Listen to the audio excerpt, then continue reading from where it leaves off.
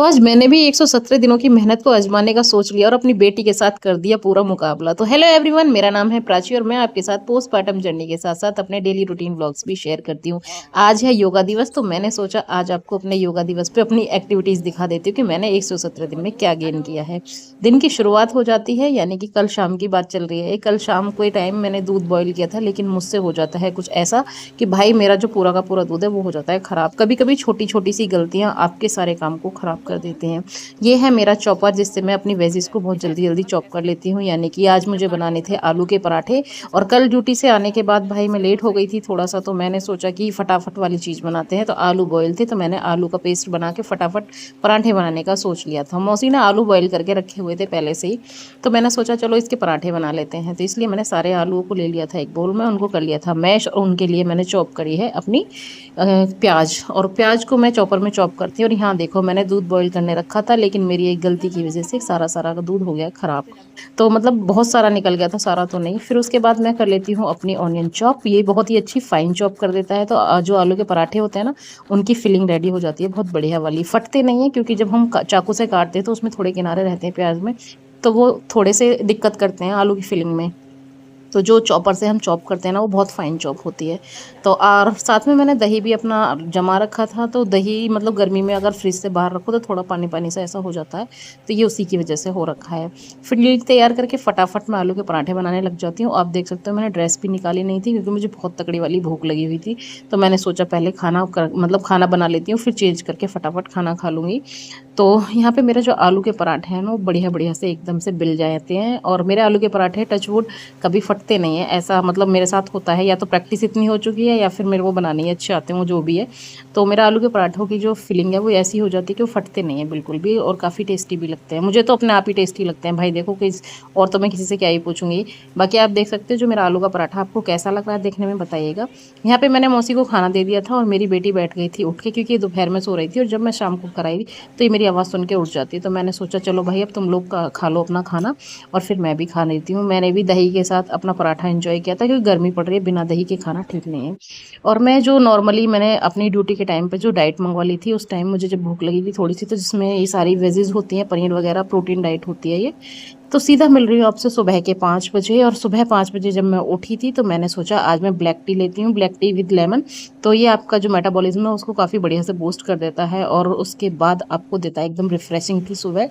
ये है मेरा एक कोल्ड ड्रिंक है नॉर्मल सा, जैसे डिहाइड्रेशन वगैरह हो जाता है तो एक पाउडर है, उसको पानी में मिक्स करो और पी लो, तो काफ़ी अच्छा लगता है। जैसे रसना टाइप का होता है ना, वैसा है, लेकिन ये थोड़ा सा नमक वाली फॉर्म में, यानी कि साल्टी सा थोड़ा सा।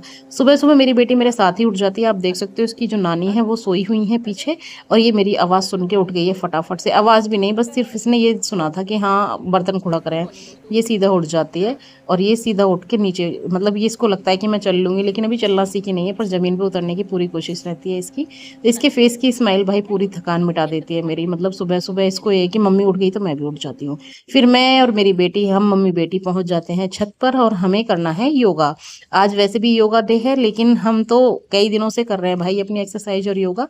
तो मैंने सोचा है कि आज मैं देखती हूँ कि मेरी बॉडी में कितना इंप्रूवमेंट आया है। कुछ आसन ऐसे हैं जो मुझसे नहीं होते थे, तो आज मैं उनको करके देखने वाली हूँ।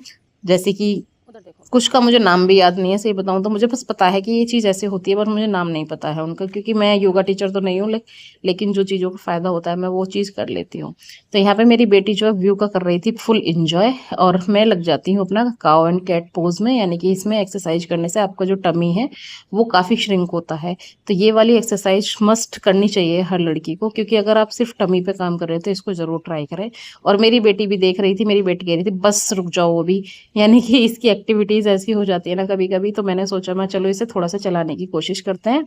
तो ये चलने की बजाय घुटने में भाग भाग के मेरे पास आ जाती है, क्योंकि इसको लगता है ये जल्दी हो जाता है। फिर भी मैंने सोचा मैं चलो एक बार फिर इसको ऐसे खड़ा कर देती हूँ, इससे इसकी मसल्स जो है ना वो अच्छे से टाइट हो जाती हैं, मतलब मसल गेन होती है इससे। तो ये थोड़ा सा प्रेशर पड़ता है ना हाथों पे, तो उस पर खड़ी रहती है पकड़ के थोड़ी देर। मैं बहुत लंबे टाइम तक नहीं, मतलब 1-1 मिनट के लिए ऐसे खड़ा कर देती हूँ, क्योंकि भाई अगर हम ऐसे खड़े होंगे तो हमारे खुद के हाथ पैर दुखने लग जाएंगे। ये तो छोटा बच्चा है, खैर। फिर मैं अपनी एक्सरसाइज भी कर रही थी कंटिन्यू इसी के साथ, लेकिन ये वहाँ से मुझे कुछ आवाज़ दे रही थी, इसे नीचे कुछ दिखाई दे रहा था। जब इसे डॉगी वगैरह दिखते हैं तो ये ऐसे मतलब जैसे डॉगी आवाज़ करता है ना, वैसी आवाज़ करके बताने लगती है कि भोबो आ गया है। यानी कुत्ते को ये भोबो ही समझती है, हम भोबो कहते हैं तो डर भी जाती है।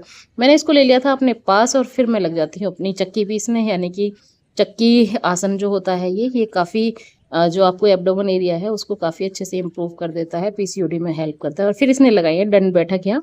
मैंने सोचा, मैंने कहा इस पे लगेंगी नहीं, लेकिन इसने 5 से 6 दंड बैठक लगाई थी बैठ के, उठ के, मतलब इसको भी मज़ा आ रहा था ये कर रही थी तो ऐसी छोटी-छोटी एक्टिविटीज़ बच्चों को कराते रहनी चाहिए, क्योंकि आपके बच्चे जब एक्टिविटीज़ करेंगे तभी उनमें इन्वॉल्व होंगे और उनका इंटरेस्ट भी उसी चीज़ में आएगा। अगर आप स्क्रीन टाइम ज़्यादा देंगे तो उनको स्क्रीन टाइम ही चाहिएगा।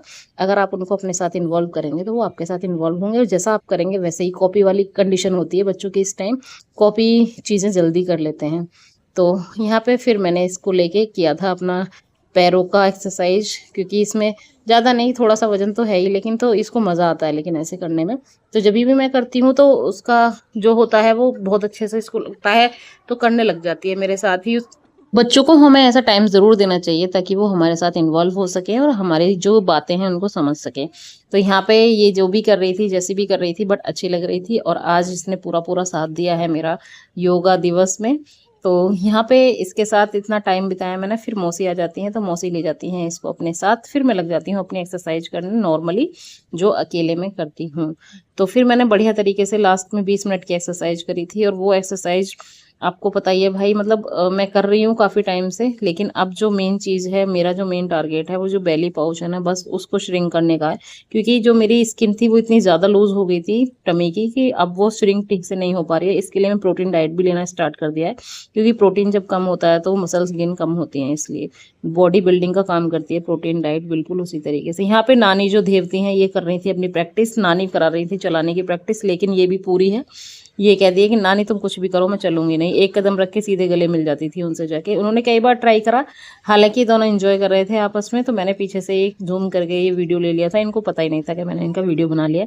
सो यहाँ पे आप देख सकते हैं, मतलब ये प्रैक्टिस करती है लेकिन इसको ये लेता कि मैं जल्दी पहुंच जाऊँ, अभी बच्ची है। इधर दूसरी तरफ लड़ाई चल रही थी इन 3 दोस्तों की, एक गेट से बाहर 2 गेट के अंदर। इन्हें लगा कि हम अंदर नहीं आने देंगे, तो मैं कहा आप लड़ते रहो, हम अपना काम कर लेते हैं। यहाँ पे इनकी जो चल रही है प्रैक्टिस अभी जारी है और नानी पूरी तरीके से कर रही हैं इसकी प्रैक्टिस को एंजॉय। थोड़े थोड़े कदम रखने लगी हैं, लेकिन जब इसका मन होता है तब रखती है, और जब इसका मन नहीं होगा तो सीधा गोद में ही आएगी, कहेगी नहीं नहीं नहीं मुझे नहीं करना। बराबर में देखा तो काम जारी था। यहाँ पे भैया सुबह 6 बजे उठ के कर रहे थे अपना पूरा काम, यानी कि ये सरिया वगैरह काट रहे थे। यहाँ पे एक बिल्डिंग बनने वाली है, तो उसके बाद घूम फिर के आप देख सकते हो मेरी हालत हो चुकी थी कुछ ऐसी। और ये कोई भी फिल्टर नहीं है, कुछ नहीं। और यहाँ पे मेरा पिगमेंटेशन था जो काफ़ी कम हो गया है, और अगर आप चाहो तो मैं लिंक में दे दूंगी, आप देख लेना। और जो प्रेगनेंसी का पिगमेंटेशन था वो काफ़ी ज़्यादा तक गया है मेरा। फिर मैंने ये वाले आसन करने की करी थी कोशिश, लेकिन ये हो गया था, बट मेरी जो था ये पिंडलियाँ, इनमें काफ़ी होने लगा था दर्द।